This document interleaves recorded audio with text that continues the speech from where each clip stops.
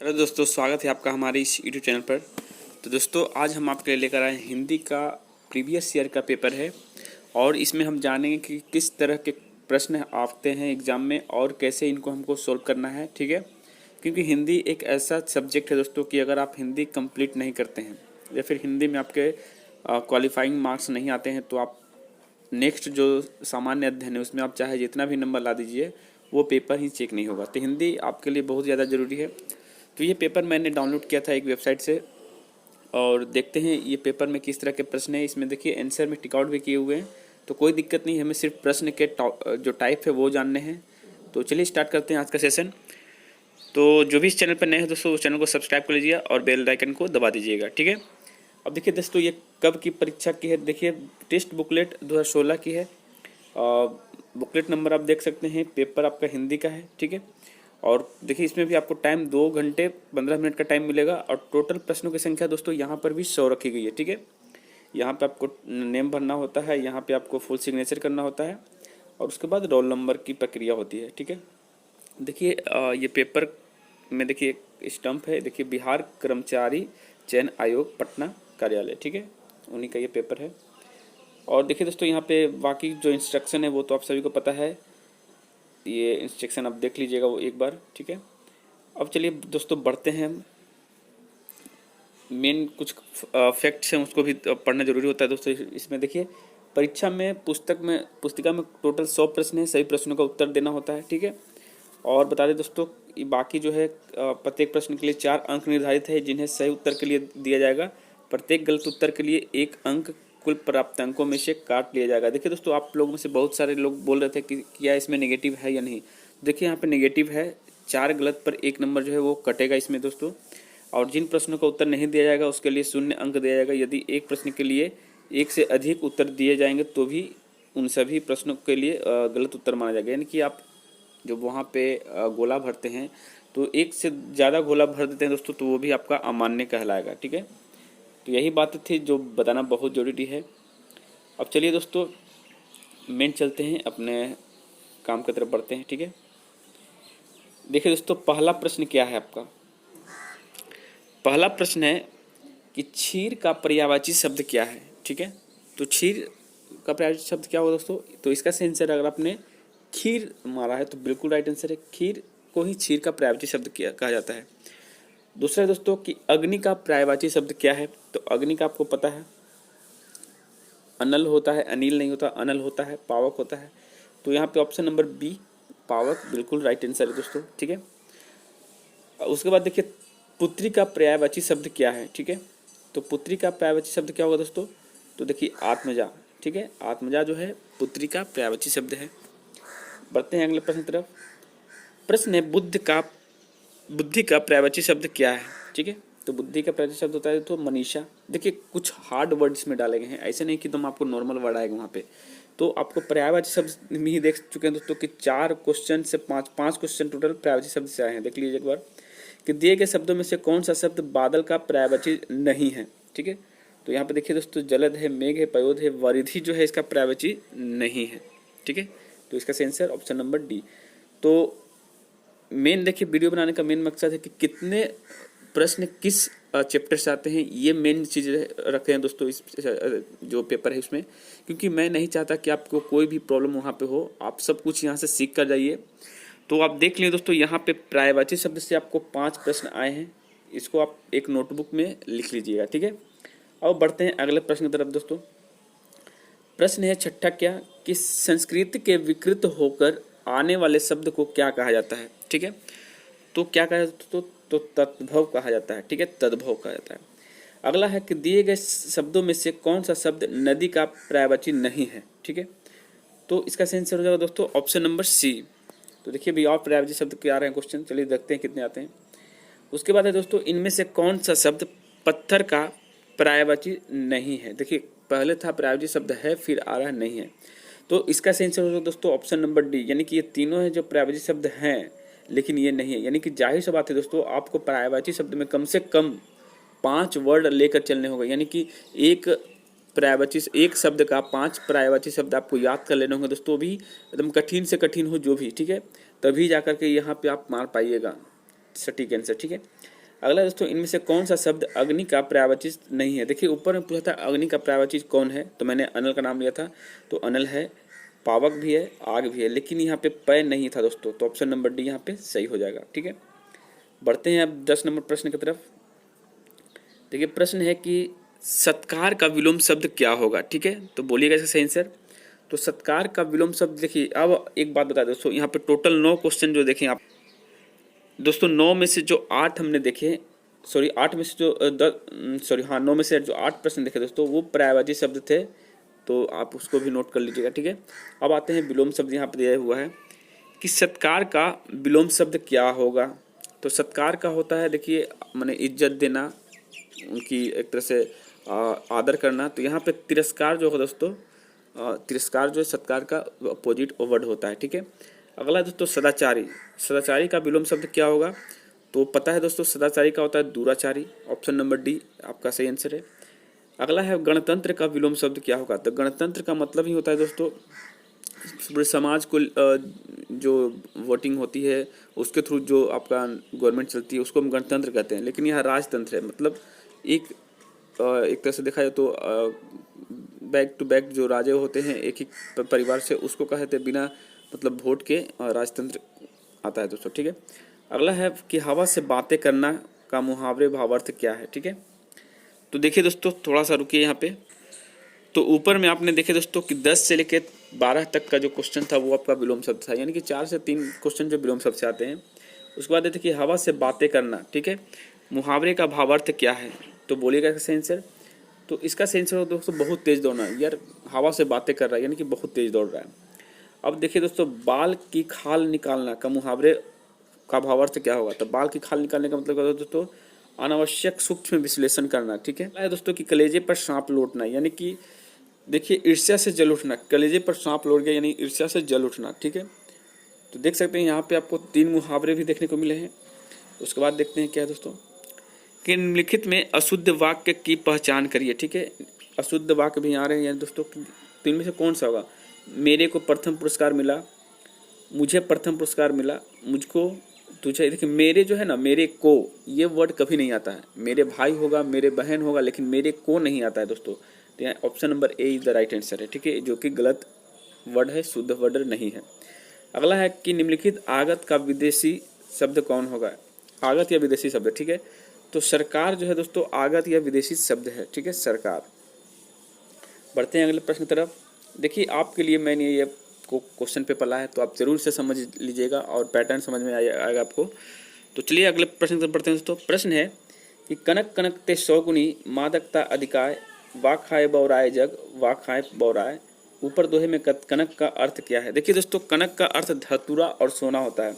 एक धतूरा है जिसको खाने के बाद लोग बौड़ा जाते हैं, मतलब एक नशा आ जाता है उसके अंदर में। ठीक है, और एक सोना है, जब किसी व्यक्ति को अधिक धन दे दोगे या फिर सोना दे दोगे तो वो खुद पागल हो जाएगा, बौरा हो जाएगा। यही बात यहाँ पे कही गई है। ठीक है दोस्तों, अगला है कि अल्प आयु का विलोम क्या होगा। अल्प आयु का मतलब होता है कि कम आयु, तो इसका आंसर क्या होगा दोस्तों, ऑप्शन नंबर बी अगर आपने चुना है दीर्घ आयु, तो बिल्कुल राइट आंसर है। तो देखिए विलोम शब्द यहाँ से भी आ रहे हैं। उसके बाद है निम्नलिखित में तत्सम शब्द कौन सा है। ठीक है, तो तत्सम शब्द आपका आता है दोस्तों अस्थि। देखिए तत्सम और तद्भव यहाँ से भी क्वेश्चन देखने को आपको मिल रहे हैं। अगला है प्रश्न दोस्तों 21 से लेकर के 22 तक के की अशुद्ध शब्द पहचानिए। देखिए वहाँ पे अशुद्ध वाक्य था, यहाँ पे अशुद्ध शब्द है। तो ऐनक है, ऐनक में देखिए सिर्फ एकार होता है, ऐकार नहीं होता है, तो ऐनक गलत वर्ड है यहाँ पे। ठीक है, उसका देखिए दोस्तों तृष्णा, तृष्णा जो है दोस्तों वो गलत वर्ड है यहाँ पे। ठीक है, तो इसका सही आंसर हो जाएगा ऑप्शन नंबर ए तृष्णा। देखिए यहाँ पे जो न दिया है ये ट वाले न यहाँ पे होता है। ठीक है, अगला प्रश्न है कि देहात, यानी अब देखिए यहाँ पे विशेषण रूप में पहचानिए, कि जो विशेषण से भी क्वेश्चन आ रहा है दोस्तों। तो देहात को हम क्या कर सकते हैं, देहात को हम देहाती कहते हैं दोस्तों, जैसे लड़का से लड़कपन बनता है। उसका मान्यता है, तो मान्यता तो ये तो खुद से बना हुआ, इसको मान्य किया जाएगा दोस्तों। ठीक है, उसका सप्ताह है तो साप्ताहिक हो जाएगा। ठीक है, लेकिन यहाँ पे देखिए साप्ताहिक इधर भी दिया हुआ है, साप्ताहिक इधर भी, साप्ताहिक इधर भी। लेकिन देखिए दोस्तों यहाँ पे समझने वाली बात है कि आपको एकदम एक्यूरेट वर्ड यहाँ पे देखना होगा। देखिए विशेषण है लेकिन फिर भी एक्यूरेट वर्ड का यूज किया गया दोस्तों यहाँ पे, तो इस बात का भी ख्याल रखिएगा, ये नहीं कि सिर्फ हमें कुछ पढ़ लिए बस हो गया। ठीक है ना। अब चलिए प्रश्न नंबर 26 क्या है दोस्तों, पृष्ठ का अनेकार्थी शब्द नहीं है। पृष्ठ का कौन अनकार्थिक शब्द नहीं है, बाकी सब है। तो इसका सही आंसर हो दोस्तों ऑप्शन नंबर डी। देखिए सॉरी बी, क्योंकि देखिए तो ये जो है अनेकार्थी शब्द है, पेज पीठ भी होता है, सतह भी होता है, लेकिन ये जो कलम है दोस्तों ये बिल्कुल अलग है, इसलिए इसका सही आंसर बी हो जाएगा। ठीक है, और बता दें दोस्तों थोड़ा सा वीडियो लंबा जाएगा क्योंकि ये आपके फ़ायदे की चीज़ है, अब आपको इसमें टिकना है या फिर यहाँ से क्विट करके जाना है। अगला है कि कौन सा शब्द संज्ञा से बना हुआ विशेषण नहीं है। ठीक है, तो इसका सही आंसर क्या हो जाएगा दोस्तों, इसका सही आंसर ऑप्शन नंबर डी, प्राथमिक जो है वो संज्ञा से बना हुआ विशेषण नहीं है। ठीक है, अगला है कि कौन सा शब्द संज्ञा से बना हुआ विशेषण नहीं है। ठीक है, फिर से दिया हुआ है। देखिए दोस्तों संज्ञा सर्वनाम विशेषण ये बहुत इंपॉर्टेंट है। यहाँ से देखिए क्वेश्चन किस टाइप के आते हैं, जैसा आप समझते हैं वैसा नहीं होता दोस्तों, थोड़ा टफ पेपर आता है। कौन सा संज्ञा शब्द से बना हुआ विशेषण नहीं है दोस्तों, तो यहाँ पे शुभंकर जो है वो संज्ञा शब्द से बना हुआ नहीं है। ठीक है, देखिए यहाँ भयंकर भी था, लाभकर, रुचिकर, शुभंकर, तो यहाँ शुभंकर। देखिए कितना अजीब टाइप का मैच करता है दोस्तों, ऑप्शन देख के आप हड़बड़ा जाइएगा। प्रश्न है दोस्तों कि कौन से मुहावरे का सही युग्म नहीं है, मतलब ऐसा मुहावरा जिसका युग्म सही नहीं हो। ठीक है, तो गाल बजाना क्या होता है, बढ़ चढ़ कर बोलना, ये तो सही दिख रहा है। दूध का धुला होना, निष्कलंक होना, यानी कि कोई कलंक नहीं उसके अंदर, ये भी बात सही है दोस्तों। एक आंख से देखना, भेदभाव करना, ये कहीं ना कहीं गलत है। ठीक है, ये मैच नहीं कर रहा दोस्तों। बाकी मुट्ठी में करना, वसीबूत करना, ये मैच करें, यानी ऑप्शन नंबर सी आप ले सकते हैं। अगला है कि आरोह का विलोम क्या होगा। ठीक है, आरोह का विलोम क्या होगा दोस्तों, तो इसका आंसर हो जाएगा ऑप्शन नंबर ए, अवरोह। ठीक है, अगला है पंडित का स्त्रीलिंग बताइए, तो पंडिताइन। देखिए ये पंडितिनी है, पंडितानी है, और उपयुक्त में से कोई नहीं, पंडितानी हो जाएगा। देखिए दोस्तों यहाँ पे स्त्रीलिंग पुल्लिंग भी आ रही है, जो कि आपको वहाँ पे सिलेबस में दिखा नहीं रहा था। ठीक है, अगला है अध्यापक का स्त्रीलिंग बताइए, तो अध्यापिका होता है। अब देखिए अध्यापिकाएं मत करिएगा, ये बहुवचन में आ जा रहे हैं, अध्यापकों भी ये आपका गलत वर्ड है। ठीक है, तो चलिए अब अगले प्रश्न की तरफ बढ़ते हैं। प्रश्न है तपस्वी शब्द का स्त्रीलिंग क्या होगा। देखिए तपस्वी का तपस्विनी, धनवान का स्त्रीलिंग रूप क्या है दोस्तों, धनवती। ठीक है, तो देखिए दोस्तों यहाँ पे आप जो भी क्वेश्चन वहाँ पे करिएगा, ठीक है, आप जितना कम गलती करिएगा इसमें ज़्यादा फायदा होगा, क्योंकि आपको 35 प्रश्न अगर कर जाते हैं तो समझ लीजिए आपका रिजल्ट इसमें बन जाता है। ठीक है, चलिए अगला प्रश्न क्या है। अगला दोस्तों सम्राट शब्द का स्त्रीलिंग रूप क्या होगा। ठीक है, सम्राट का स्त्रीलिंग सम्राग्री होता है। ठीक है, अब सम्राटी या सम्राटी मत कर दीजिएगा। अगला है दोस्तों कि पीड़ा शब्द का विशेषण रूप क्या है। ठीक है, तो पीड़ा से होता है पीड़ित। चौमास में समास क्या है, तो कौन सा समाज है दोस्तों, तो ये द्वंद्व समाज, द्विगु समाज है। ठीक है, तो देखिए आपको समाज भी पढ़ने हैं। ठीक है, उसके बाद देखिए नीलकमल में कौन सा समाज है, तो नीलकमल की बात करें दोस्तों तो द्वंद्व समाज है। ठीक है, समाज से देखिए क्वेश्चन आ रहे हैं। उसके बाद निम्नलिखित विकल्पों में से जो चतुर शब्द का समानार्थी नहीं है वह छांटिए है। ठीक है, तो समानार्थी नहीं है, कौन सा नहीं है दोस्तों, तो देवप्रिय जो है वो समानार्थी नहीं है। चतुर मतलब होता है तेज, तो देखिए एक तरह से देखा जाए तो ये भी आपका पर्यायवाची शब्द में ही गिनती आ रहा है। ठीक है, अगला है दोस्तों कि किस वाक्यांश के लिए दिया हुआ एक शब्द नहीं है। ठीक है, तो देखते हैं एक बार क्या है। तो यहाँ पर दिया हुआ कि जिस स्त्री को कोई संतान न हो उसको क्या कहा जाता है, तो बांझ कहा जाता है। ये तो बिल्कुल राइट है। जो बहुत बोलता है उसको मितभाषी नहीं बल्कि बहुत चाल बोलते हैं, जो तो पाचाल बोलते हैं। क्रम के अनुसार यथाक्रम होता है, जो स्मरण रखने योग्य या स्मरणीय, यानी कि ऑप्शन नंबर 20 सही है। अब देखिए दोस्तों पवन का संधि विच्छेद करें तो पवन का होगा पो प्लस वन पवन। अनुच्छेद का संधि विच्छेद करें दोस्तों तो अनु प्लस उदित अनुच्छेद। ठीक है, जलोमृमी का संधि विच्छेद करें दोस्तों तो इसका हो जाएगा जल प्लस उर्मी। तो देखिए यहाँ पे संधि विच्छेद लगातार क्वेश्चन देखने को मिल रहे हैं दोस्तों। चलिए अब बढ़ते हैं अगले प्रश्न की तरफ। प्रश्न है देव या वाहन का संधि विच्छेद करें, तो इसका सही आंसर क्या होगा दोस्तों, देवी प्लस आवाहन। ठीक है, प्रोड़ का संधि से विच्छेद करें दोस्तों तो प्र प्लस उड़ प्रोड़। नेता का स्त्रीलिंग क्या होगा दोस्तों, तो नेत्री। विद्वान का स्त्रीलिंग क्या होगा दोस्तों, विदुषी। महान का स्त्रीलिंग क्या होगा दोस्तों, महती। तो आप लोग कितने इसमें सही कर रहे हैं अपने हिसाब से ज़रूर हमें बताइएगा। ठीक है, उसके बाद देखिए दोस्तों नीचे देखते हैं कि कवि का स्त्रीलिंग क्या होगा दोस्तों, तो कवयित्री। ठीक है, अभिनेता का स्त्रीलिंग क्या होगा दोस्तों, अभिनेत्री। निम्नलिखित में से कौन सा शब्द अरबी फारसी या अंग्रेजी मूलक नहीं है, तो यहाँ पे जल। ठीक है, और उसके बाद है दोस्तों कि अशुद्ध शब्द चुनिए। ठीक है, देखिए अशुद्ध वाक्य था, अशुद्ध शब्द थे, फिर अशुद्ध शब्द आया है। तो देखिए उज्ज्वल, भावुकता, साहित्यिक सूची, तो इसका सही आंसर क्या होगा, उज्ज्वल जो है वो आपका अशुद्ध शब्द है। अगला है दोस्तों दुख सुख आइए स्थिति, यहाँ पे सुख जो है दोस्तों ये गलत होगा, सुख में बीच में जो बिंदु आप देख रहे हैं ये नहीं होता है, ठीक है। उसके बाद दोस्तों आंदोलन, लुढ़कता, भाषाएं, अलौकिक, देखिए अलौकिक नहीं होता, अलौकिक होता है, ठीक है, इस बात का आप ख्याल रखिएगा। तो कुल मिलाकर देखा जाए तो स्त्रीलिंग पुल्लिंग शुद्ध शुद्ध बहुत सारे प्रश्न आ रहे देखने को मिलते हैं दोस्तों यहाँ पे। अभी और देखिए 55 नंबर क्वेश्चन क्या है, ये भी आपका शुद्ध शुद्ध में ही गिनती आ रहा है दोस्तों, ठीक है। प्रश्न देखिए क्या है, अंतरात्मा, उपलक्ष्य, कार्यक्रम, आवश्यकता, तो अंतरात्मा हो जाएगा दोस्तों। संस्कृति, उन्नतशील, पृथक, तदुपरांत, ये आपका सी हो जाएगा दोस्तों। देखिए यहाँ पे शुद्ध वाक्य या फिर शुद्ध शब्द क्यों इतने दिए जा रहे हैं, आपको पता है कि आप जहाँ जॉब करने जा रहे हैं यानी बिहार एसएससी में जॉब करिएगा दोस्तों, बिहार एसएससी मेंस में, तो इसमें है क्या कि अधिकतर जो लेटर्स वगैरह हैं या फिर ऑफिशियल जो भी आप डेटा बनाइएगा वो आपको हिंदी में ही बनेगा, और हिंदी टाइपिंग से ही जरिए बनता है दोस्तों, ठीक है, या फिर लिख के भी कुछ करिएगा तो आपको हिंदी में करना है। तो जहाँ आपका वर्ड ही अगर शुद्ध नहीं होता है वहाँ पे, तो जाहिर सी बात है आप तो गलत कर जाइएगा वहाँ पे। तो इसलिए आपके शुद्धता को जांचने के लिए, परखने के लिए ये प्रश्न दिया जाता है, ठीक है, कि आप कितने शुद्ध वाक्य या सेंटेंस जो है आप देख सकते हैं। अगला है दोस्तों कि सदुपदेश, निस्वार्थ, यथेष्ट, इनकार, तो इसका सही आंसर हो जाएगा बी। देखिए बहुत ही अच्छे अच्छे वर्ड हैं, इसको आपको पढ़ने होंगे, डेली रिपीट करने होंगे दोस्तों। अगला है कि औषधि, समाधि, न्यायाधीश, तो औषधि हो जाएगा। धनिष्ठ हो जाएगा यहाँ पे दोस्तों, यहाँ से महत्व, मनोयोग, पश्चात से झंडा हो जाएगा दोस्तों, झंडा में देखिए ट वाले न होता है। उसका देखिए कंगाली में आटा गीला होने का अर्थ क्या है, देखिए कंगाली में आटा गीला होने का अर्थ होता है गरीबी में और अधिक हानि होना, ठीक है, इसी को कहते हैं कंगाली में जो है आपका आटा गीला होना। या फिर कोई बोलता है घर का आटा गीला करना, इसका मतलब खुद का नुकसान करवाना होता है। कलई खुलना, इसका मतलब क्या होता है दोस्तों, भेद खुलना, ठीक है। उसके बाद अगला प्रश्न क्या है देखते हैं एक बार,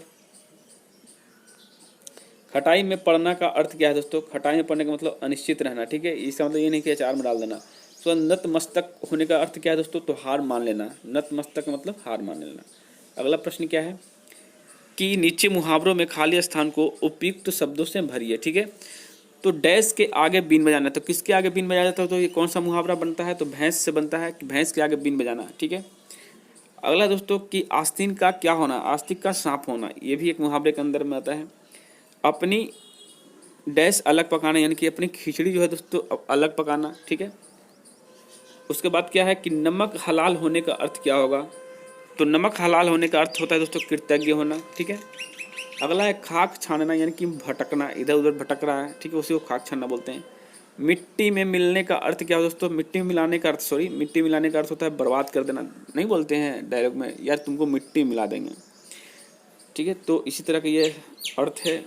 अगला है कि पेड़ से फल गिरा, निम्नलिखित से उपयुक्त कारक चुने, कौन सा कारक है दोस्तों, तो आपको पता है से की वर्ड आई है यहाँ पे, अलग होने का दृष्टिकोण दिख रहा है यहाँ पे। तो जब भी अलग हो कोई चीज़ से, पेड़ से अलग हुआ है कोई चीज़, तो उसको अपादान कारक में, यानी अपादान से जो है वर्ड है तो ये अपादान कारक सिर्फ अलग करने की बात कहती है, ठीक है। योग मूलावस्था है, उत्तमावस्था क्या है, ठीक है, तो योगत्मा हो जाएगा, ठीक है। देख सकते हैं प्रश्न किस टाइप के हैं, कहाँ से कितने प्रश्न आ रहे हैं अब दोस्तों। अगला है कि रिक्त स्थानों की पूर्ति दिए गए विकल्पों में से उचित सर्वनाम विशेषण चुनकर करिए। तो लड़का बहुत चालाक है, डैश लड़का बहुत चालाक है, तो वह हो जाएगा दोस्तों ये सर्वनाम हो जाएगा। अभी सरोवर में डैश जल है, यानी कि थोड़ा जल है, ठीक है। निम्नलिखित में कौन सा विकल्प भविष्य का घोतक है, ठीक है। मुझे दिल्ली जाना है, तो देखिए दोस्तों यहाँ पे सोहन पढ़ाई कर रही है तो वर्तमान में है। गीता खाना पका रही है, अभी वर्तमान में, उसने मुझे पुस्तक दी थी, भूतकाल में थी, लेकिन यहाँ पे भविष्य की बात की दोस्तों, यानी कि दिल्ली जाना है, अभी गया नहीं, वो जाने वाला है, इसको भविष्य काल में रख सकते हैं, ठीक है। अगला है दोस्तों 76 से 80 नंबर क्वेश्चन में क्या है कि गद्यांश के आधार पर निम्नलिखित जो है प्रश्न के उत्तर दीजिए। देखिए इस तरह के आपको गद्यांश देखने को मिलेगा वहाँ पे, जिसको एक पैराग्राफ कहिएगा इसको, तो पैराग्राफ लिख दिया जाएगा और इसके ऊपर आपको कुछ प्रश्न हासिल करने होंगे, ठीक है, तो इसको आप पढ़ लीजिएगा। उसको चलिए मैं प्रश्न बताता हूँ कि प्रस्तुत गद्यांश का उचित शीर्षक क्या है। तो इसका शीर्षक आपको खुद से निकालना हो दोस्तों। इसका सही आंसर होगा ऑप्शन नंबर ए, भारतीय नारी, ठीक है। भारतीय नारी के गुण क्या होना चाहिए, तो उपयुक्त सभी। देखिए त्याग व शक्ति भारतीय नारी के अंदर है, बलिदान भी है, साहस व सेवा भी है, उपयुक्त सभी, ये आपको यहाँ पे लिखा हुआ है दोस्तों, ठीक है।